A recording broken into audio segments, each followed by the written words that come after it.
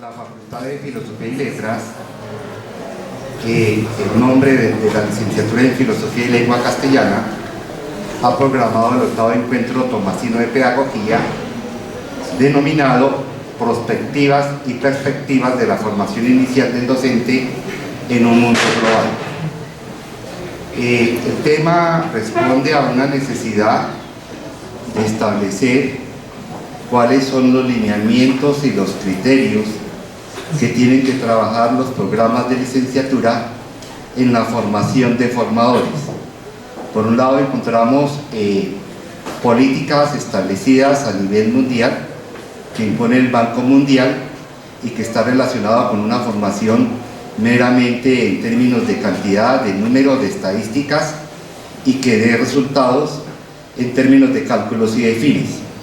Colombia en este momento está en cambio y en transformación en términos de lo que tienen que ser los formadores, y aparecen decretos establecidos por el Ministerio de Educación Nacional donde considera que el mayor énfasis radica en la pedagogía y en la didáctica. El campo disciplinar es un componente también, pero no tiene un porcentaje tan importante como lo tiene la pedagogía. Aparece también el campo de la investigación, aparecen los campos de seminarios de apoyo. Pues esto genera algunos debates al interior de Colombia, porque a algunas universidades les cuesta trabajo entender y comprender que no gira en la formación de tipo disciplinar. No se quiere decir que no es importante. Howard Gardner considera que es un componente básico, la formación básica disciplinar, pero nuestros estudiantes se tienen que defender es con la tematización pedagógica y didáctica de los saberes. Y ahí aparece la pedagogía prolémica, la pedagogía de la pregunta y la respuesta, y aparecen también una cantidad de pedagogías tradicionales y pedagogías de tipo emergente. Esto requiere por parte de las facultades capacidad de comprensión, capacidad de análisis, capacidad de interpretación y sobre todo dejar a un lado los linderos que tenemos establecidos al interior de las facultades y tratar de pensar más en lo que requiere nuestro estudiante en su formación inicial y las demandas que requiere el siglo XXI. Esto permite que ojalá nuestros estudiantes tengan una formación con un número de horas intensas dedicadas en el dominio de estrategias de teorías de aprendizaje. Por otra parte, aparece lo que se denomina el mundo digital, el mundo de la cibercultura, que cambia las prácticas tradicionales también de las disciplinas, las prácticas culturales, las prácticas antropológicas, y todo aparece en un nuevo escenario donde el tiempo y el espacio se mueve de manera virtual y en donde los estudiantes se pueden formar también y se pueden educar, ¿sí? Y no hay tampoco linderos geopolíticos de formación. Esa parte es bien importante tenerla en cuenta, porque entonces estamos hablando de un mundo globalizado que está impactando en un mundo local. También están nuestras costumbres, también están nuestras tradiciones, están los intereses que persiguen los estados, los intereses de las instituciones, los intereses de los aprendientes, de los docentes. Podemos decir que estamos enfrentados a un diálogo que parece una torre de Babel, pero que en medio de esa torre de Babel tenemos que obtener resultados positivos y sobre todo resultados que sean pensados, reflexionados, que tratemos de mirar con qué tipo de paradigma nos queremos mover, que identifiquemos el horizonte teórico, y si nuestras instituciones lo hacen de esa manera, pues podemos decir que hemos cumplido con nuestras tareas y con nuestras responsabilidades en términos de formación de formadores. Tenemos nuestra agenda del día de hoy, día lunes 18 de abril de 2016, a la 1 p.m. inscripciones y entrega de materiales, a las 2 p.m. ceremonia de apertura del encuentro, himno nacional de la República de Colombia, himno de la Universidad Santo Tomás, saludo de bienvenida del padre Luis Francisco Sastoque Poveda, OP, decano de la División de Filosofía y Teología, palabras de presentación de la doctora Marta Yané Patillo Barragán, decana de la Facultad de Filosofía y Letras, el ser y el quehacer del docente, a cargo del profesor Omar Esteban Barbosa Martínez, coordinador del área de pedagogía, licenciatura en filosofía y lengua castellana. A las 3:30 tenemos un receso. A las 4 p.m. están las mesas de discusión. En el salón 307A se va a trabajar el tema las competencias del docente para el siglo XXI según la UNESCO. En el salón 403 se va a trabajar el uso de los ambientes virtuales en la formación del docente. En el salón 404 las políticas de formación de maestros del Distrito Capital de Bogotá en el contexto de calidad, y estaremos terminando a las 6 p.m. fin de la jornada. De igual manera, una invitación muy especial para continuar el día martes 19 de abril de 2016 en el horario de 2 p.m. a 6 p.m. Vamos a contar con una ponencia central, Perspectivas en la Educación Universitaria, a cargo de Jean-François Petit, Facultad de Filosofía del Instituto Católico de París, y tenemos como interlocutor al padre Carlos Germán Juliado Vargas. A las 4 p.m. vamos a tener un receso. A las 4:20 hay un panel, la formación del docente en el siglo XXI. Se va a trabajar, nos acompaña el hermano Armando Solano, director del Bachillerato Técnico Central, quien obtuvo el tercer puesto a nivel nacional en las pruebas Saber. De igual manera, el profesor Alirio Quitián M., profesor de filosofía del Instituto Técnico Bachillerato Técnico Industrial, quien participó activamente en algunas actividades del Ministerio de Educación Nacional. Nos acompaña el doctor Edgar Ramírez, doctorado en Educación de la Universidad Santo Tomás. Francisco Alonso Chica Cañas va a intervenir con el tema de lo que es la formación inicial con respecto a la comunicación hoy en día. Está como moderador el profesor Omar Esteban Barbosa Martínez, y fin de la jornada. Entonces, iniciamos nuestra actividad del día de hoy. Himno Nacional de la República de Colombia.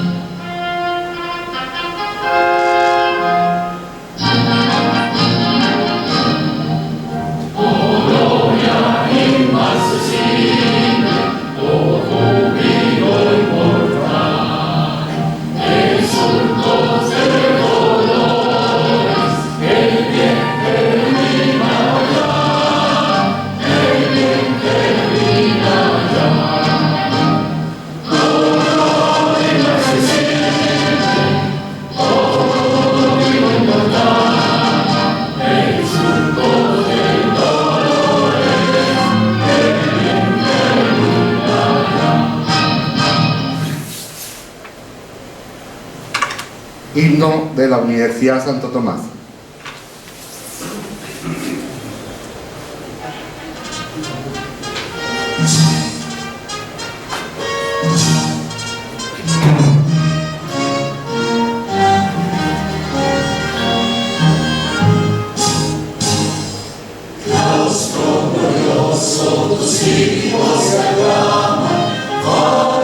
Ciencia de fe y de verdad, sol luminoso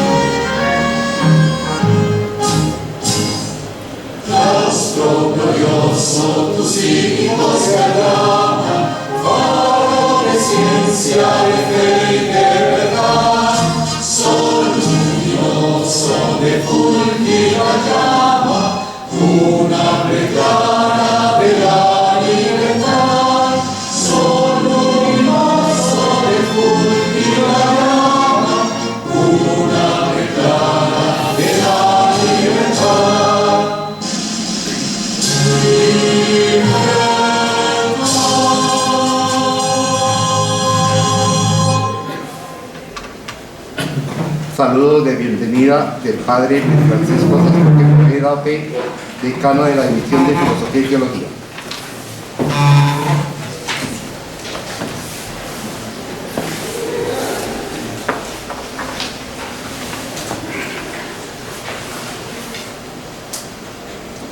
Doctora Marta Patiño, doctor Omar Barbosa,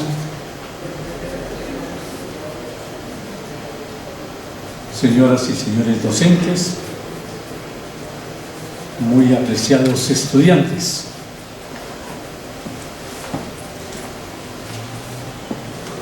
Ante el actual desafío mundial en el que está cambiando la dinámica de la sociedad y la familia, y la situación particular que vive Colombia, acercándonos a la calidad de la educación y siendo consecuentes con nuestra responsabilidad en la formación de formadores, nos encontramos hoy aquí reunidos en esta aula de la Independencia. Ya ustedes se han informado de cuál es el objetivo de esta reunión académica, cuáles son los objetivos específicos, cuáles son las áreas que nos reunirán en la tarde de hoy para debatir algunos temas centrales de la educación en nuestro país. Alegra y anima mucho que la Facultad de Filosofía aborde este tema de la educación tan importante para la sociedad y concretamente las perspectivas y perspectivas de la formación inicial del docente en la actualidad. Y lo digo porque, como ustedes lo saben, la educación es pieza clave que articula a todas las esferas de la sociedad.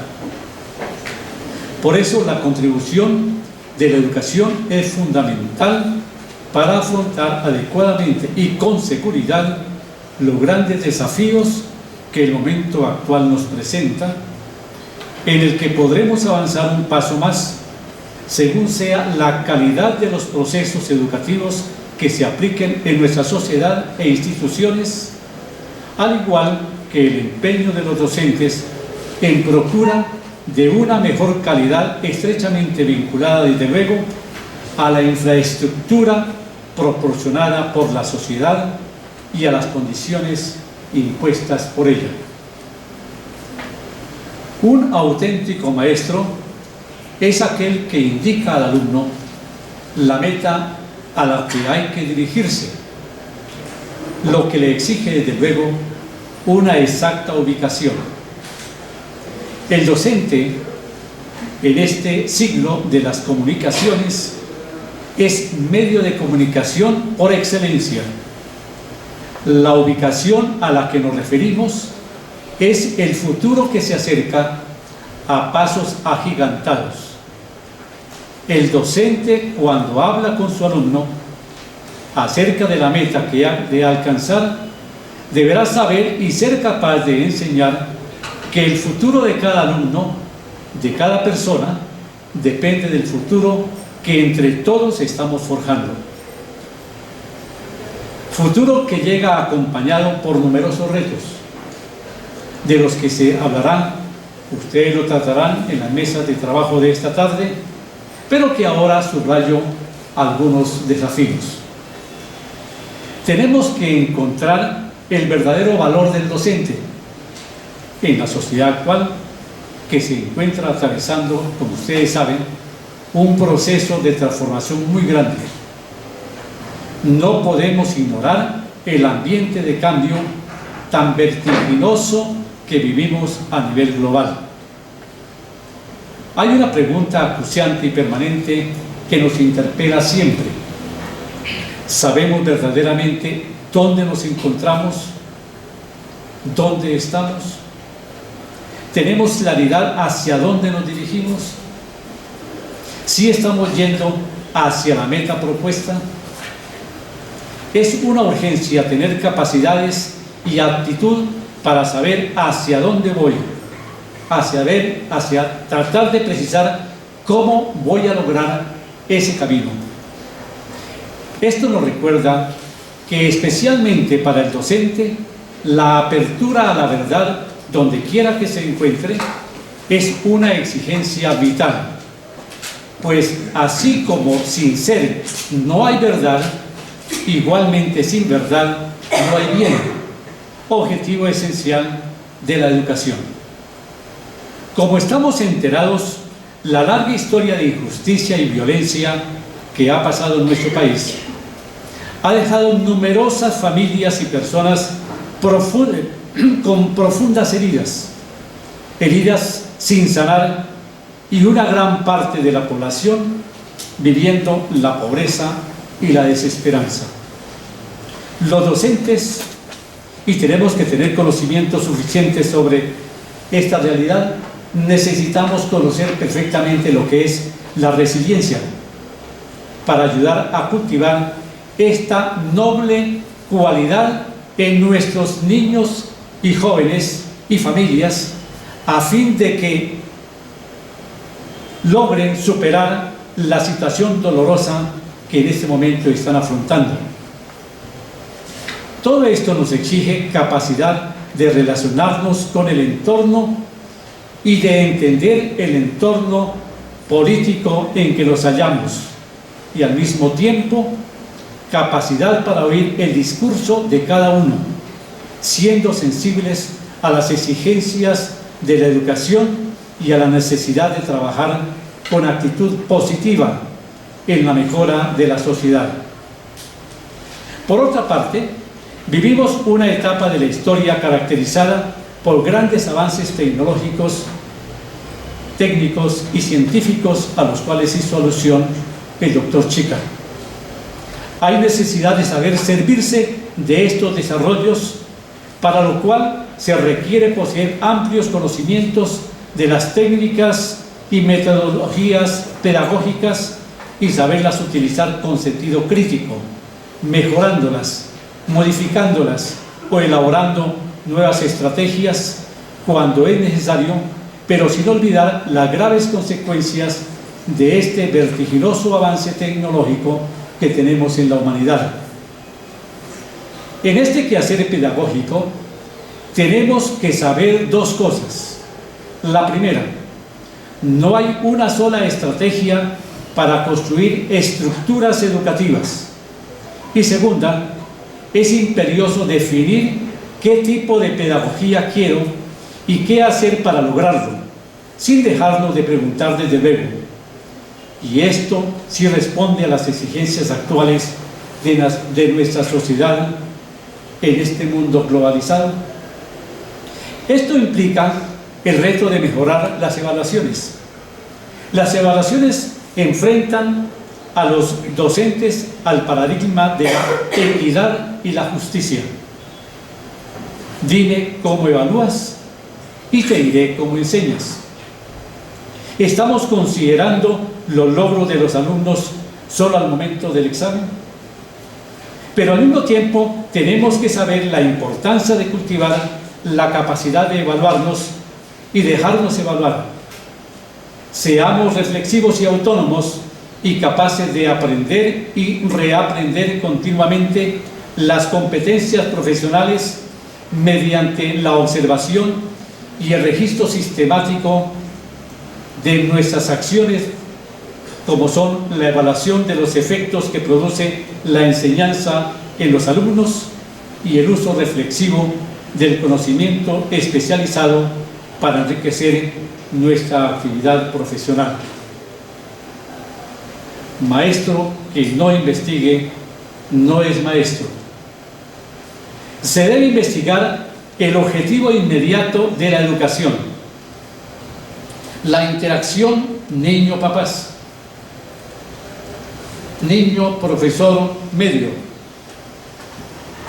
Hay necesidad de desempeñar un papel activo y autónomo en el diseño, la evaluación y la reformulación de estrategias pedagógicas, investigando permanentemente la propia actividad docente, pero sin desconocer la importancia de la colaboración interdocente. Tenemos que aprender a enseñar a delegar responsabilidad mediante la confianza.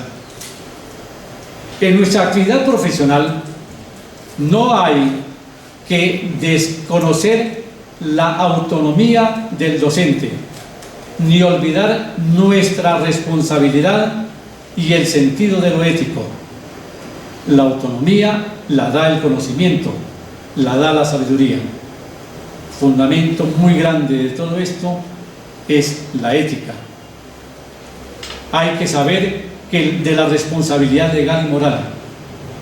Tenemos que vivir y practicar los principios morales y éticos fundados en el respeto de los derechos y deberes de todo ser humano en su relación con Dios, con las otras personas, con el cosmos y consigo mismo. Una educación sin inteligencia y alejada de esta relación es perjudicial para el progreso humano. Esto nos invita entonces a reelaborar el código del buen docente. Apreciados docentes, estudiantes, no permitan por ningún motivo que se apaguen ustedes la capacidad de asombro, de curiosidad, de soñar un mundo mejor con gran entusiasmo y creatividad. La innovación debe mejorar continuamente en todos nosotros e ir a la par del avance de la cultura y de la civilización.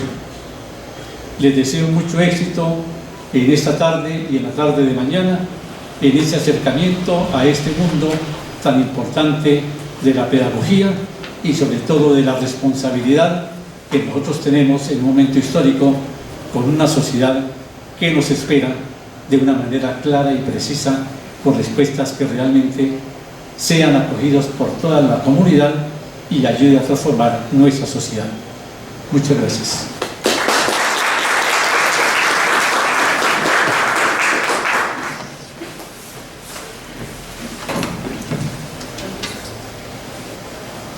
Palabras de presentación, doctora Marta Matillo Barragán, decana de la Facultad de Filosofía y Letras.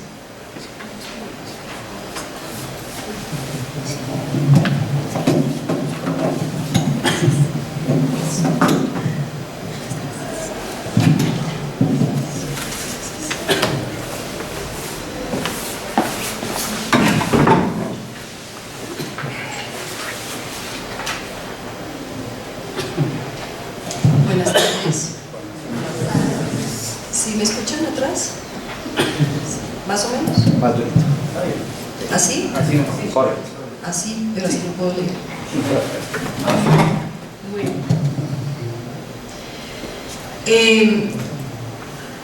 Esta lectura que voy a hacer es parte de una conversación que llevo teniendo conmigo misma desde hace unos 10 años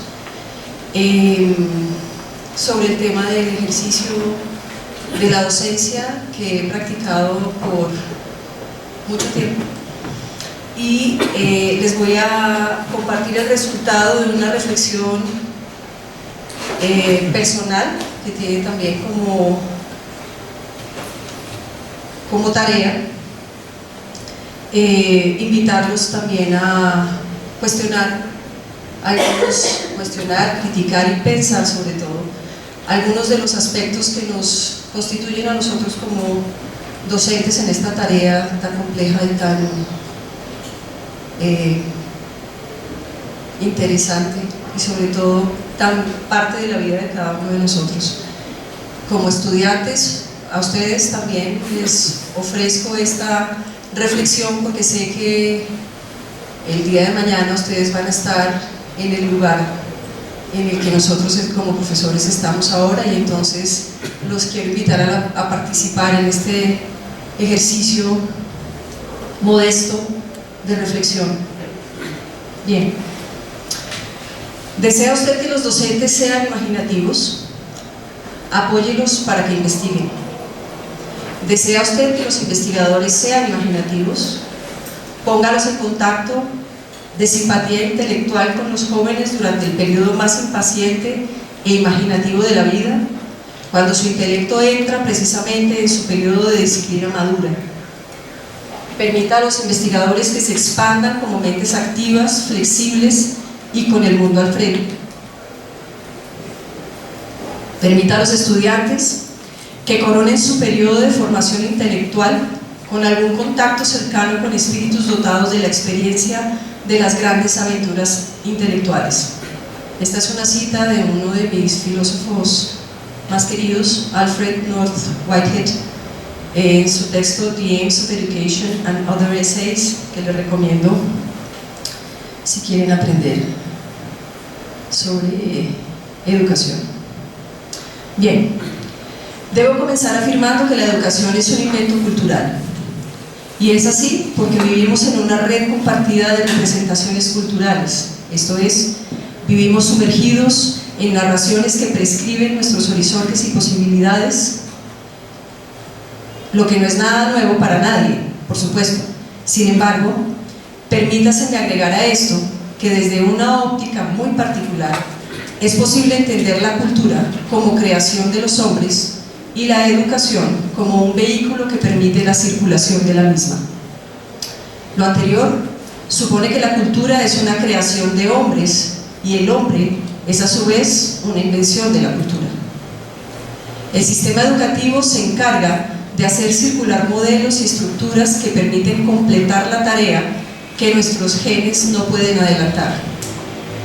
Esto significa, tomando prestado el pensamiento de John Dewey, que la articulación de tal información exterior a nuestra naturaleza constitutiva, tarea que no puede ser adelantada en gracia de la información genética previamente codificada, entre otras cosas, porque las variaciones genéticas comprometen intervalos que han de medirse en miles o millones de años, mientras que las respuestas a las variaciones del medio exigen acciones que en muchas ocasiones han de medirse bien sea en años o en segundos, en cualquier caso, una cantidad de tiempo despreciable. Debe entenderse esta como la tarea que permite consolidar un ser humano en sentido estricto. Es por esto que podemos decir que la educación encarna el ideal de la cultura y se convierte en el instrumento que hace posible que las nuevas generaciones se involucren en las redes simbólicas que les permiten incorporar la información exterior que ha de consolidar su naturaleza íntima. La educación, parafraseando de nuevo a Dewey, es aquella práctica desplegada por la especie con el objeto de que las nuevas generaciones adquieran membresía, reconociendo los umbrales de su mundo e incorporándose a la trama significativa de las redes culturales. En este proceso, las nuevas generaciones culminan su tarea de adhesión a la especie tan pronto como se involucran en las redes culturales que los miembros más antiguos de la especie han diseñado y conservado cuando las nuevas generaciones devienen occidentales, orientales, colombianos, latinoamericanos, entre otras múltiples posibilidades. Esto con el fin de proveer la estructura que haga posibles las dinámicas en las que se configuran y expresan las múltiples subjetividades que despliegan sus propias lecturas, interpretaciones y dinamismos que se traducen en singularidades individuales y que constituyen la esencia de lo nuevo, es decir, lo creativo. Como se afirmara en el seminario sobre perspectivas educativas de la UNESCO, la red simbólica compartida en la que el maestro educa constituye un mundo en contradicción. Bien sea porque, por una parte, se espera que la educación solucione los problemas que preocupan a la sociedad, o bien porque, de otro lado, se espera que el estudiante deba cumplir con un ideal multitareas, es decir, ser humanista, buen lector, políglota, hábil en el manejo de nuevas tecnologías, sensible para resolver problemas concretos de los menos favorecidos, etc.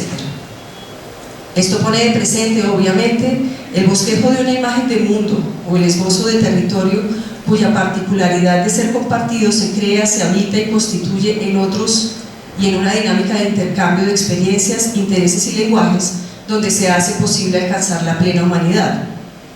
Según señala Heidegger, somos introducidos al mundo gracias a otros y advenimos al mundo de otros, en un mundo arbitrariamente impuesto en sus rasgos, epistemes, prácticas y dinámicas dialógicas, pero en todo caso un mundo común. En este diálogo la preeminencia ontológica fundamental es la de entender la relación de reconocimiento de dicho mundo y la definición del espacio de consolidación reflexiva de este diálogo.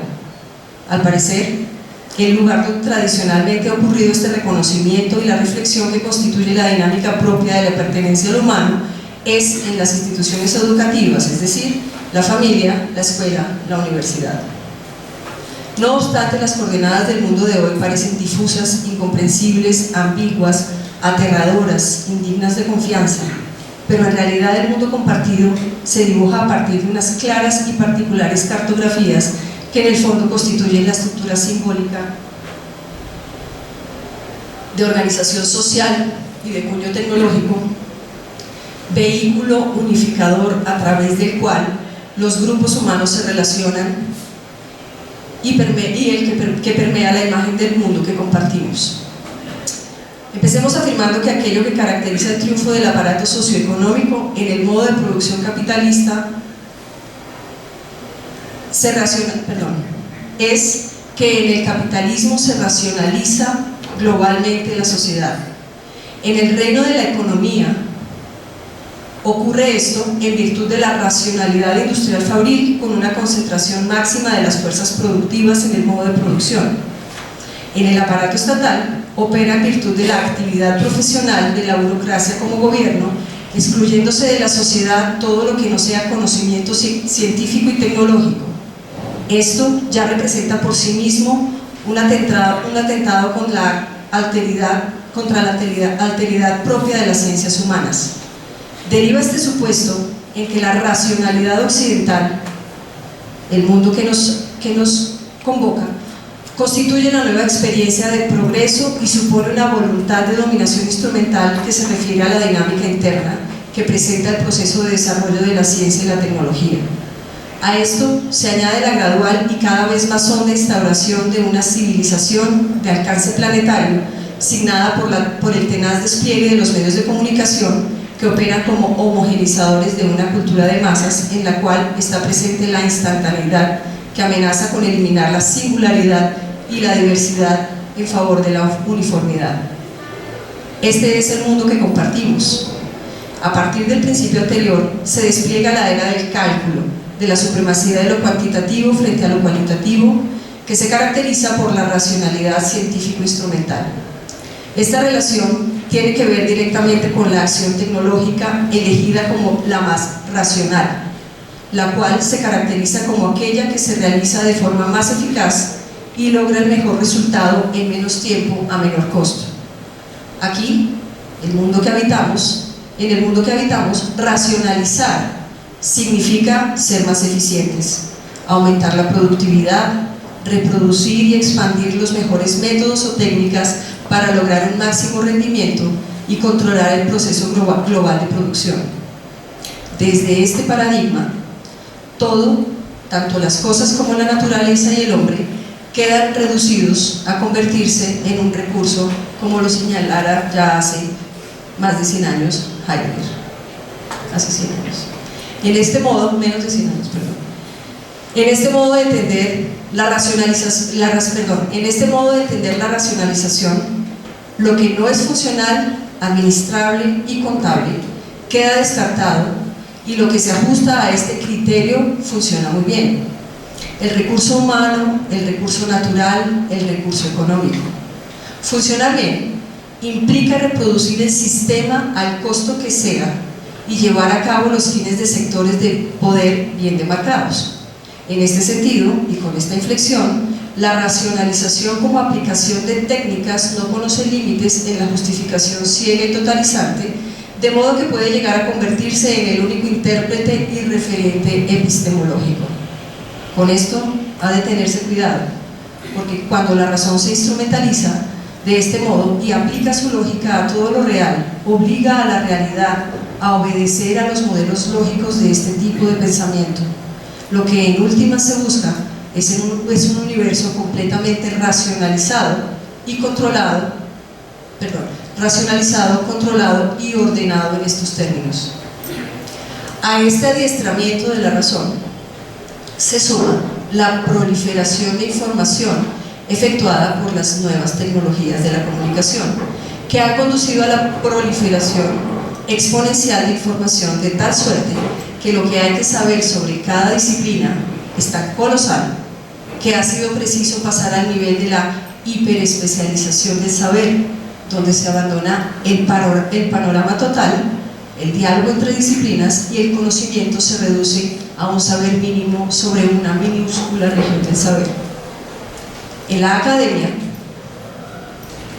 ya nadie habla de un universo común, pues hemos entrado masivamente en una babel de información, estudios especializados y jergas específicas que desarticulan el conocimiento. Hoy en día nadie tiene el mapa completo del mundo. No es posible, porque una mirada sofisticada del detalle imposibilita un conocimiento completo. Un individuo solo no puede ni podrá llegar a saber todo lo que hay que saber hoy en día. Por eso la red compartida de lo cultural se dispersa, se expande y se muestra como incognoscible, incomprensible e inmanejable. Lo que implica que en el escenario de la educación es preciso concentrar fuerzas para reconocer no lo total, sino las singularidades. A mi juicio, existe un escenario en el cual es posible el ejercicio de la singularidad individual, en el cual también es posible la expresión de la subjetividad mediante lo que tiene de más propio el ser humano, la creatividad. La creatividad es un concepto muy nuevo en filosofía. Los primeros en hablar de ella filosóficamente fueron Bergson, Whitehead y Dewey. Hoy por hoy constituye un tema de estudio no solo para la filosofía, sino para todas las ramas de las ciencias humanas. La creatividad, según Bergson, surge junto con los rasgos regulares del universo manifiestos en una suerte de regularidad y exactitud. Estos rasgos determinados están acompañados por rasgos de azar y espontaneidad. La mente humana es el ámbito en el que emergen este azar y espontaneidad. John Dewey define la creatividad humana como una disposición, una potencialidad que todos los seres humanos poseen y se expresa mediante la acción que tiene efectos en el entorno mediante una interacción transaccional con él. En esta interacción ocurre transformación, tanto el organismo como el entorno, especialmente cuando tanto del organismo como del entorno, especialmente cuando el entorno representa una situación problemática a ser resuelta. Por eso Dewey considera que en el proceso de pensar, deliberar y actuar El ser humano está obligado a modificar el mundo, que a su vez lo modifica a él. En este sentido, se modifican tanto hábitos como instituciones y el mundo material. Es así como Hans Joas, siguiendo a Dewey, insiste en que hay tres elementos inherentes a la creatividad humana, a saber, la expresión, que subsume lo creativo al terreno de lo subjetivo, la producción, que articula lo creativo con la factura de objetos materiales, y la revolución, en la cual el proceso creativo está orientado a transformar todos los aspectos de lo humano, tanto los exclusivamente individuales, es decir, ideas, hábitos, como los compartidos, esto es, rasgos de la cultura, instituciones, etc. Hay tres principios que, según el gurú de la creatividad, que ustedes deben conocer, es Sir Ken Robinson, permiten una vida humana plena. El primero de ellos es que los seres humanos son naturalmente diferentes y diversos. El segundo es la curiosidad, que constituye el motor esencial del aprendizaje, y el tercero es la creatividad, que permite a los seres individuales crear sus propias vidas, imaginando posibilidades y alternativas. En este sentido, se puede afirmar que, al ser naturalmente diferentes, los procesos de estandarización provenientes de las políticas educativas tienden a despojar al ser humano de lo que le corresponde de suyo, es decir, de su patrimonio de singularidad. En el segundo aspecto, el de la curiosidad, siendo el motor del aprendizaje, la educación ha de propiciar, estimular y provocar el despliegue de esta curiosidad, no imponer contenidos que supriman la natural curiosidad de los niños y jóvenes. En cuanto a la creatividad, como rasgo esencial de la inteligencia humana, esta debe ser retada, desarrollada y fomentada. Enseñar, por tanto, es una profesión creativa que debiera activar la creatividad de los que aprenden. Educar significa entonces, volviendo a Dewey, pensar en comunidades de individuos que al mismo tiempo son simbólicos y biológicos, que comparten un diálogo significativo acerca de un mundo, esto es, de un territorio definido cuya singularidad consiste en ser compartido, habitado y conformado con otros en su dimensión simbólica. Se comparten tanto el lenguaje, como se ha dicho atrás, como la historia, como la herencia, y gracias a que existe esta herencia, se comparten hábitos heredados que dan cuenta de que la humanidad ha logrado superar vicisitudes del entorno y ha encontrado formas para vencer los distintos obstáculos que lo reclaman, como la enfermedad, la muerte, etc. En este ámbito, se constata cómo la especie ha debido necesariamente enfrentarse a un entorno cuya naturaleza no siempre es serena y pacífica, sino más bien hostil y perturbadora. En este proceso es clave que la humanidad como especie se halla determinada por la herencia a responder de una cierta forma a ciertos estímulos. Sin embargo, estas respuestas no son cerradas ni fijas, pues queda abierta la posibilidad de responder de maneras nuevas y creativas. Dicha disposición está presente en todos los seres vivos. Cuando este comportamiento ocurre en los organismos vivos, Bergson lo llama rasgo emergente, y cuando ocurre en los seres humanos, se los llama rasgos creativos. La creatividad es un rasgo, por lo tanto, que deriva de la inteligencia en el ser humano, y para que sea posible, se requiere que haya suficiente flexibilidad y equilibrio en la relación entre tradición, la cual opera como medio y contexto, y la novedad, que tiene por objeto la transformación. No obstante, la tradición no puede convertirse en autoridad final que impida el surgimiento de lo nuevo. Debe permitir el despliegue de lo que no está concebido ni está contemplado a la luz del pasado. Por eso, en la tarea de enseñar, el maestro tiene una gran responsabilidad, por cuanto debe comprender que es quien introduce a los más jóvenes al conocimiento de la historia, de lo que se ha hecho, del modo como se ha pensado y de las soluciones que se han dado a los problemas, por un lado, pero por otro, debe concebirse a sí mismo como el activador de soluciones nuevas a problemas que aún interpelan a la humanidad. Debe propiciar el equilibrio entre el orden y la libertad. Sin embargo, cuando la herencia se convierte en limitación debido a un conocimiento incompleto del territorio o a la creencia de que, con Rorty, el mapa es el territorio y ese saber se imparte como homogeneizador del pensamiento, ni la creatividad ni la libertad son posibles. Se ofrece, sin embargo, un sucedáneo, la innovación, tan de moda por estos días. La innovación consiste en modificar lo ya existente para producir resultados prácticos e introducirlo al mercado, más de lo mismo.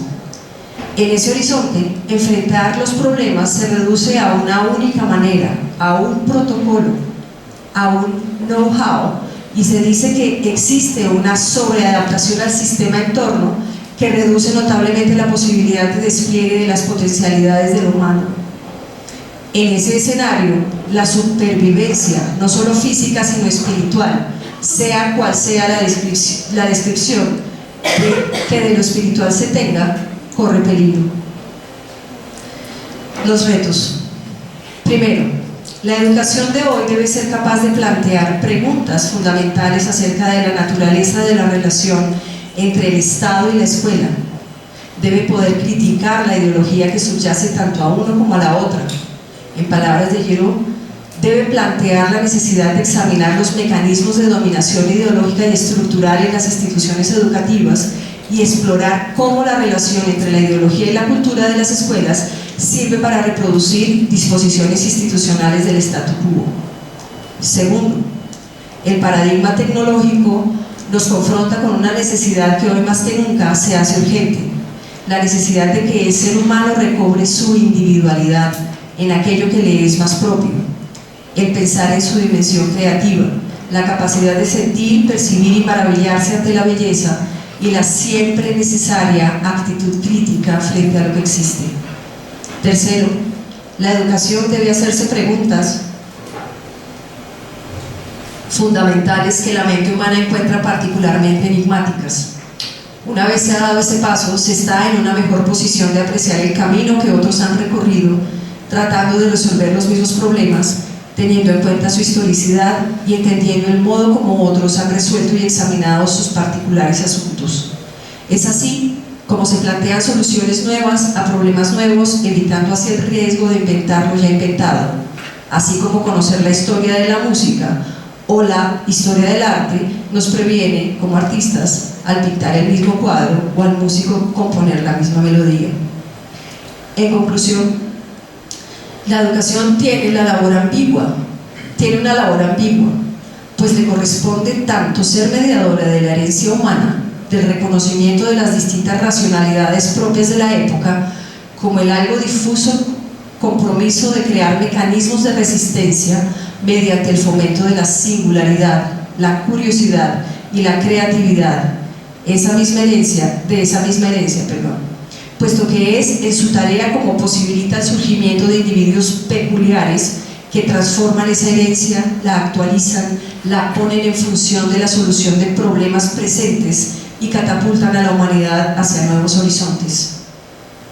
Si la educación solamente se queda en ese primer momento de guardiana de la herencia, se convierte en camisa de fuerza e impide el libre despliegue de la creatividad humana para que ésta sea la guía hacia nuevas formas, nuevos pensamientos, nuevos mecanismos, nuevas aperturas para entender de nuevo el mundo y decir de nuevo al hombre, a fin de dar sentido a su relación sin olvidar su espiritualidad, que por estos días tanto se censura en espacios académicos. Es importante revisar el cómo estamos pensando. Se trata de una resistencia contra la excesiva mecanización por cuenta de la eficiencia, la burocracia y la productividad, pero al mismo tiempo se trata de asumir una aceptación de las bondades de los modos nuevos de interacción que han permitido cerrar la fractura pedagógica y científica que existió siempre entre ricos y pobres. Nos encontramos en un mundo ante el cual no podemos sustraernos, que está cambiando en todas sus dimensiones por cuenta de las nuevas tecnologías que terminarán transformando las instituciones políticas, económicas y sociales. Por cuenta de las nuevas maneras de comunicación cambiará toda la sociedad, como sucede cada vez que se produce la llegada de una revolución tecnológica. Según Michel Serres, no hay un solo historiador que no sepa que la aparición de la escritura afectó a la ciudad, al Estado, al derecho y probablemente al comercio. Gran parte de nuestras prácticas sociales son herencias de la escritura, comenzando por el monoteísmo, la religión del libro. Después, cuando llegó la imprenta, en el Renacimiento, se modificaron las mismas zonas de la sociedad. Aparecen nuevas formas de democracia, nuevos derechos, nuevas pedagogías. Esto es lo que cambiará. En realidad, eso es lo que está cambiando. Con las tecnologías de hoy se ha dejado un espacio en las mentes, espacio que es preciso aprovechar para cultivar la creatividad. La tarea consiste, por tanto, en un ejercicio de creación y crítica, por lo que el imperativo de la educación consiste en plantearse como ejercicios críticos del mundo que hay, a fin de propiciar la emergencia de individuos creativos que conozcan muy bien su herencia y que a partir de allí sean capaces de desplegar su rasgo esencial en sus vidas cotidianas. A partir de mi propia experiencia como profesora, he insistido e insistiré tanto en mis clases como en sesiones de terapia filosófica que cada ser humano es creador de sí mismo, es artista. En esto coincido con Dewey, Nietzsche, Foucault y Guattari. He insistido del mismo modo que para poder llegar a crearse es necesario conocerse. Y esta no es solo una tarea de filósofos, es tarea de toda la comunidad humana compartida en espacios de clase. Volvemos al ABC, a las primeras lecciones de filosofía, para ponerlas al servicio de nuestros niños y jóvenes. Como educadores nos compete enseñar este ejercicio, el del autoconocimiento, para que cada individuo esté capacitado para resistir los embates de un sistema que intentará deshumanizarlo y aniquilarlo como individuo para homogeneizarlo en la masificación abusiva. Le compete así ondular deslizándose por los intersticios del sistema mismo y contribuir para entender la importancia de convertir la propia vida en obra de arte. Pensemos por un momento el significado de la afirmación transformar la vida en obra de arte. De la mano de Guattari, y para terminar, abordar la vida de este modo implica, como se ha dicho, el ejercicio pleno de la creatividad, en tanto que el rasgo que define lo humano y su despliegue en las formas de vivir como individuos en su singularidad radical. Es, según Guattari, una estética de la existencia. Esto tiene un efecto directo sobre el llamado sistema del que hemos hablado, el de la racionalidad productiva, que arruina la esencia de la vida misma a partir de su homogeneización. La estética de la existencia constituye una nueva manera de apropiarse el mundo, su herencia y la cotidianidad. La propuesta de Guattari y, por supuesto, la de la presente intervención es una invitación a una ecología mental en nuevos espacios de autorrealización de la individualidad subjetiva. Ello implica una dimensión de autonomía radical, de orden estético, que debe construirse al margen y en virtud del mundo en el que estamos. Muchas gracias.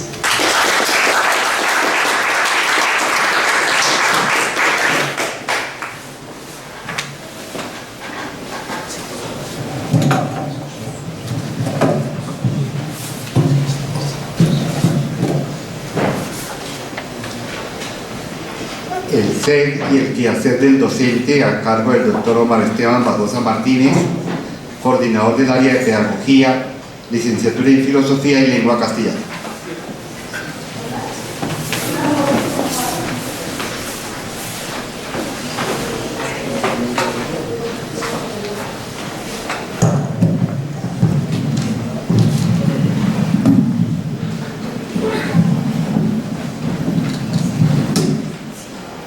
Buenas tardes.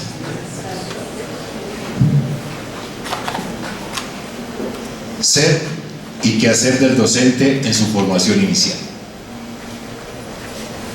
El hombre solo tiene mundo existente en los modos de la mundanidad familiar y lo extraño, y toda su vida en el mundo, en todos sus planes, está referida a lo que es válido para él en el mundo circundante, según la típica de ser del mundo circundante, el mundo justo.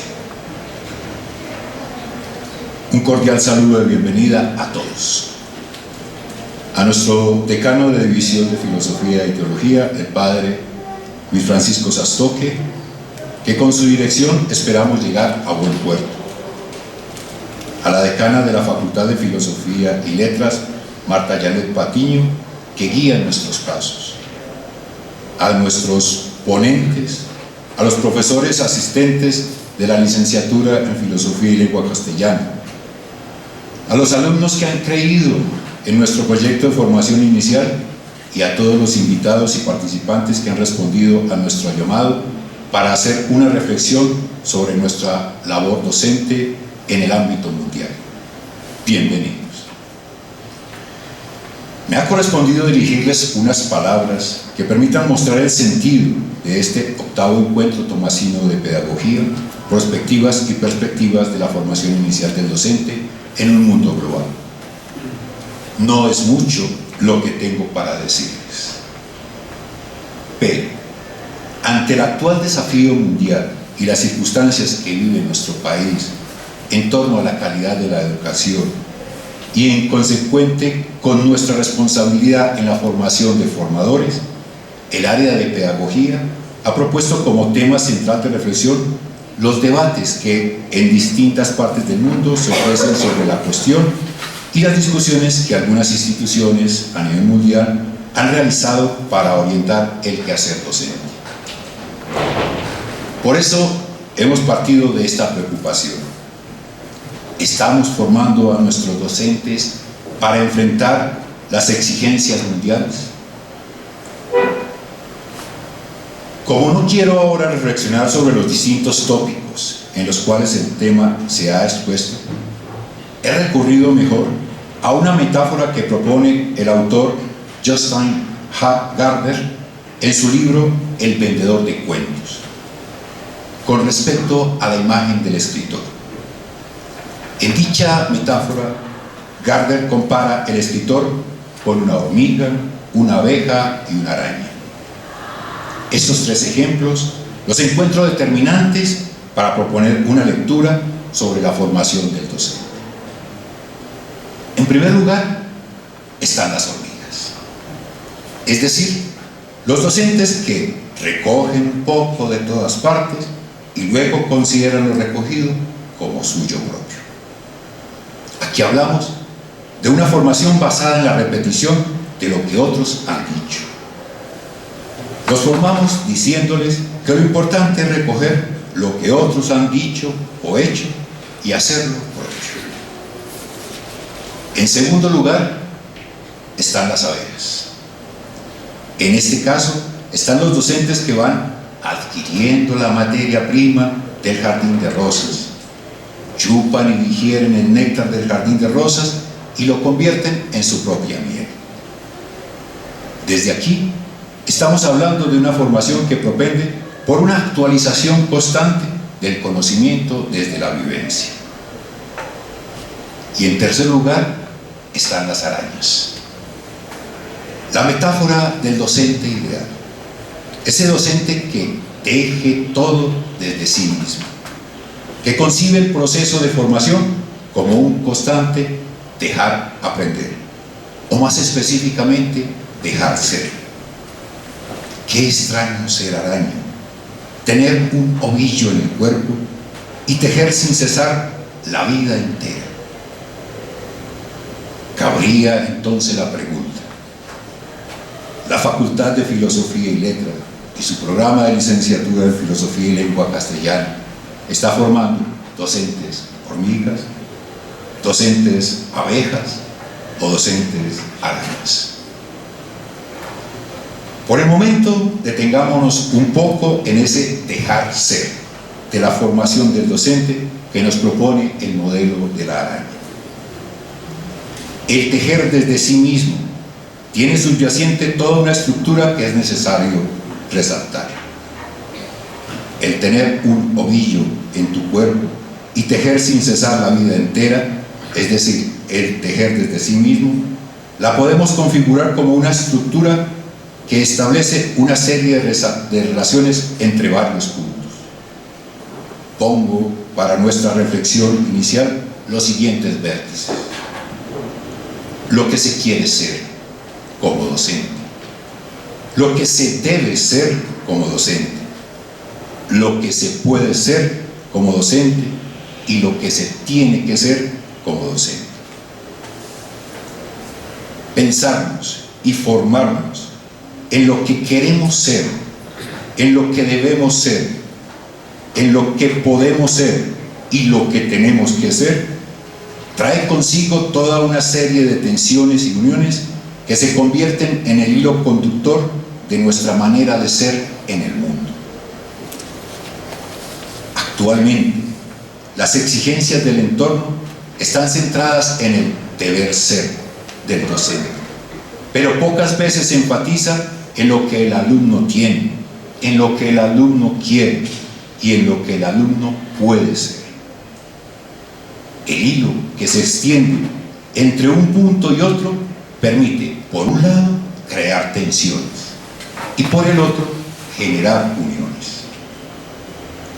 Este ejercicio de vinculación es el constante quehacer de la araña.